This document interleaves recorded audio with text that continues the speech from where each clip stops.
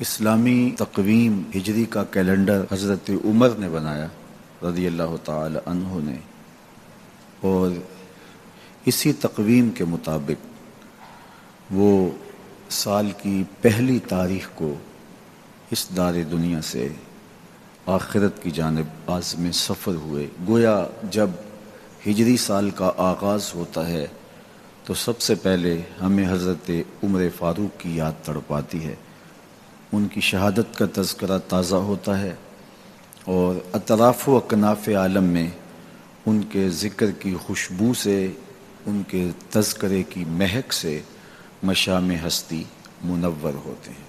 تو یہ نئے سال کا آغاز ہے، ہم نئے عزم کے ساتھ آگے بڑھیں اور اپنی صبح کا آغاز صلاۃ التہجد سے کریں۔ تہجد کے لمحے اللہ کی رحمتوں کے نزول کے خاص لمحے ہوتے ہیں۔ میرے بزرگ فرمایا کرتے تھے کہ باطن کی صحت کے لیے تہجد کی نماز بہت ضروری ہے، اور جسم کی صحت کے لیے صبح کی سیر بڑی ضروری ہے۔ تو یہ دو چیزیں جو ہے وہ بہت ضروری ہے۔ تو بالخصوص یہ بچے جو ہیں، جب اس عمر میں یہ ان کی عادت پختہ ہو جائے گی تو یہ زندگی کی آخری سانس تک باقی رہے گی۔ میرے بزرگ فرمایا کرتے تھے کہ مجھے تہجد کا عادی میری ماں نے بنایا۔ وہ کس طرح کہتے ہیں کہ جب تہجد کا وقت ہوتا تو میری ماں میرے پاؤں آ کے دباتی تھی، اور میں جلدی سے اٹھ جاتا تو وہ تہجد کے لیے مجھے مصلی پہ بٹھاتی۔ اس کے بعد نماز فجر ادا کیجئے، اور سورۃ یاسین جو شخص اپنے دن کا آغاز سورہ یاسین سے کرتا ہے، سارا دن اس کی حفاظت ہوتی ہے، شیاطین سے، شریروں سے، شر سے، گناہوں سے، اور بہت سارے معاملات سے، اور نادیدہ حملوں سے، بہت کچھ چیزوں سے اللہ تعالیٰ اس کو محفوظ رکھتا ہے۔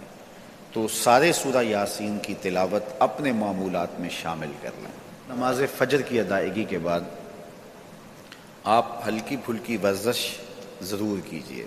جو قوی مومن ہے، طاقتور مومن ہے، کمزور مومن کی نسبت اللہ کو زیادہ محبوب ہے۔ تو طاقتور مومن، قوی مومن، یہ مطلوب ہے شریعت کا، اور یہ مقصود ہے شریعت کا۔ پھر سونے سے قبل سورۃ الملک ایک مرتبہ ضرور پڑھیے گا۔ جس طرح سورہ یاسین پڑھتے ہیں تو سارا دن آپ کی حفاظت رہتی ہے، اور سورہ ملک اگر پڑھتے ہیں تو ساری رات آپ کی حفاظت رہتی ہے۔ اور سورہ واقعہ ایک مرتبہ یہ زندگی میں معمول بنا لیں، کیونکہ ہمارے جو معاشی مسائل ہیں اس کا بہترین روحانی حل سورہ الواقعہ ہے۔ سورہ الواقعہ کی تلاوت کرنے والا کبھی بھی کنگال نہیں رہتا۔ میں جب بھی اللہ کی توفیق سے یہ محسوس کرتا ہوں کہ ادارے کو وسائل کی ضرورت ہے تو سورہ واقعہ کو زیادہ پڑھنا شروع کر دیتا ہوں، تو اللہ خزانہ غیب سے مدد فرما دیتا ہے۔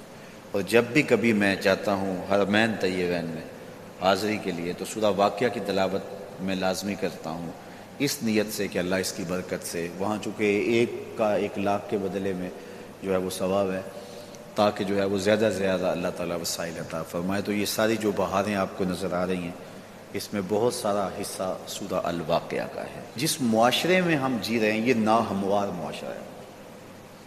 یہ ہمارے خاندانی نظم ہو تو وہاں بھی عجیب سی بولی اور عجیب سی لینگویج ہوتی ہے، اور ہمارا دیہاتی کلچر بھی، ہمارا شہری کلچر بھی، وہ بھی عجیب سا ہوتا ہے۔ اسی طرح جو ہے وہ یہ ہمارے مدارس کی، مساجد کی دنیا بھی، یہ بھی ایک الگ کائنات ہوتی ہے۔ تو اس میں بھی مخصوص ایک طریقہ کار ہے اپنے مد مخالف کے لیے اور اپنے مد مقابل کے لیے۔ تو اس سے ہٹ کر کے جو ہے وہ جو شریعت کا مقصود ہے اس کے مطابق ہم نے اپنے قول و عمل کو مرتب اور منظم کرنا ہے۔ یہ دنیا کے سامنے حضرت امام نے اپنا اسوہ رکھا کہ یہی تو پیغام میں دینے آیا ہوں، یہی تو جو ہے وہ تحریر میں نے کربلا کی ریت پر اپنے خون سے رقم کرنی تھی کہ یہ سر کٹ سکتا ہے لیکن جھکے گا تو صرف اپنے مالک کی چوکٹ پہ جھکے گا، یزید کے سامنے یہ سر جھک نہیں سکتا ہے۔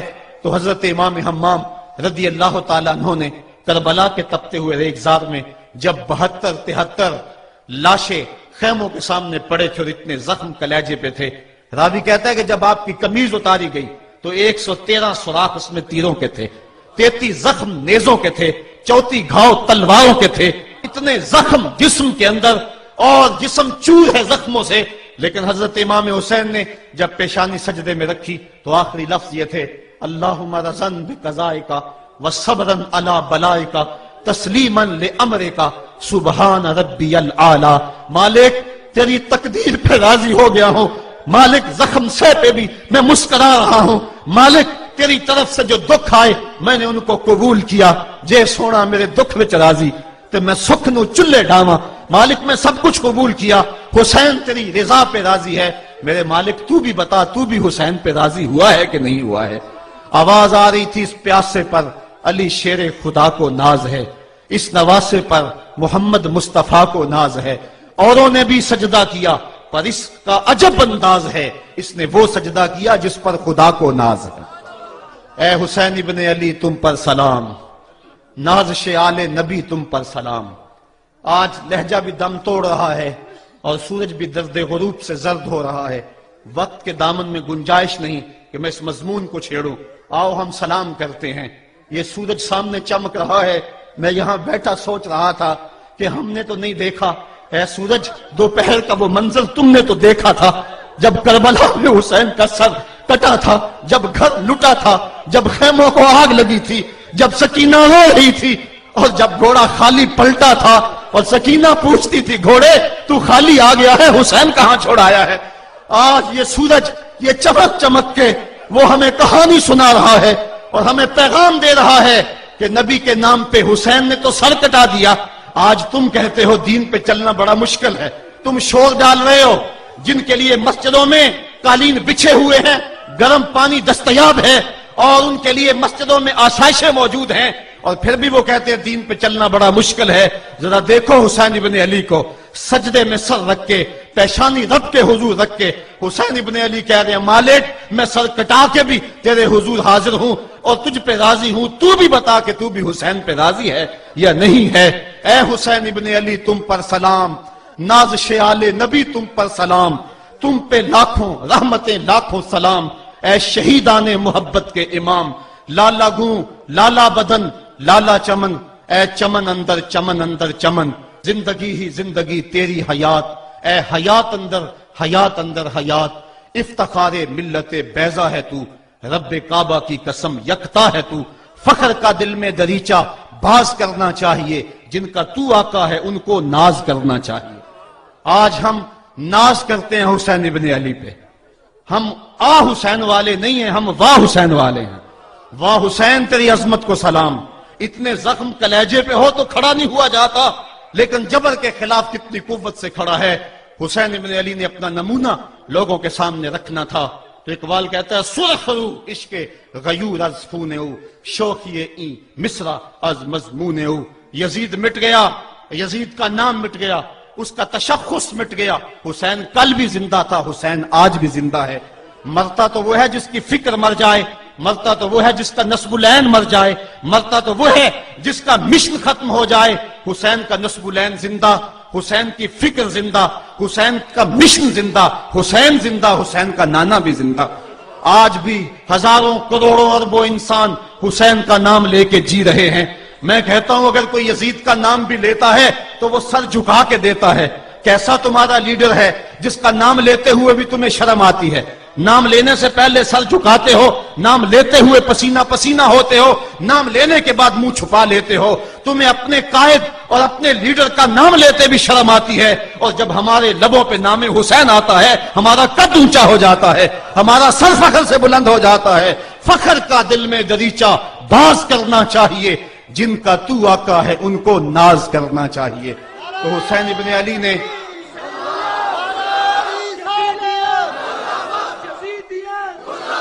کسی نے کہا تھا کہ یہ دو شہزادوں کی جنگ تھی, تو کسی نے بڑا خوبصورت جواب دیا.